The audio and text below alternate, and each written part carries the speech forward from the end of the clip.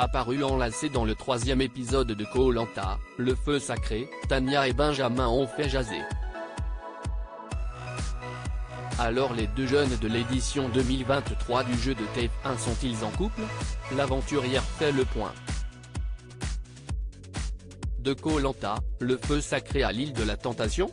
Alors que mardi 7 février, TF1 proposait le troisième numéro de son jeu d'aventure, marqué par le départ surprise du stratège Alexandre, les téléspectateurs de la première chaîne ont largement commenté les séquences où apparaissaient Tania et Benjamin. Plus proches que jamais, les deux jeunes de l'équipe jaune des Panimans ont d'emblée été critiqués par leurs coéquipiers sur leur supposé manque d'activité sur le camp. On dirait mes gamins a même temps pété grâce. Quelques instants plus tard, on les découvrait tous deux endormis enlacés dans les bras l'un de l'autre. De quoi, évidemment, faire jaser le public. Koh-Lanta 2023, Tania s'explique sur sa proximité avec Benjamin. Ils ont confondu avec l'île de la Tentation, a ainsi blagué un internaute. Surtout que lors de l'épreuve d'immunité, les deux Benjamins de la saison du feu sacré sont encore apparus inséparables avec des gestes très rapprochés.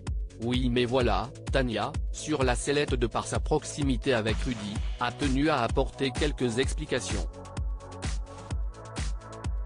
Contactée par Télé Loisirs, l'aventurière nous a en effet informé d'un problème de santé qui lui compliquait la vie durant les nuits sur Koh-Lanta. Les nuits y sont très dures. D'autant plus que j'ai le syndrome de Raynaud, c'est-à-dire une très mauvaise circulation du sang.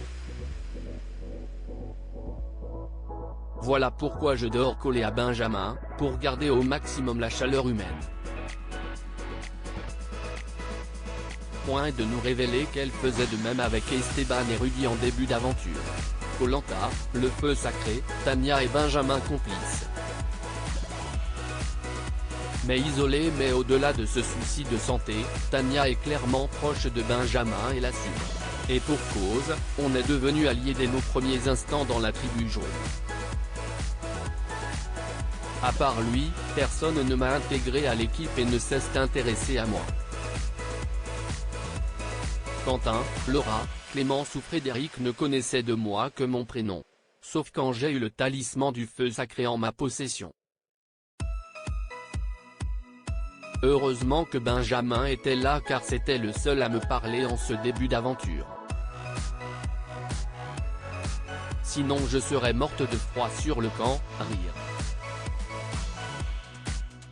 Merci à lui car je ne me voyais pas coller Quentin ou Frédéric qui ne m'adressaient pas la parole. Nous a-t-elle confié. Koh-Lanta, ces nombreux couples formés durant l'aventure, voilà qui met un terme aux rumeurs naissantes.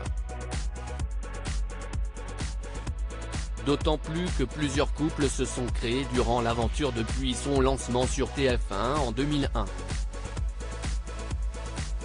Citons notamment Yesta et Benoît, Koh-Lanta, l'île au trésor en 2016, Jérémy et Candice, Koh-Lanta, l'île au trésor en 2016, ou bien Myriam et Thomas, Koh-Lanta, les armes secrètes en 2021.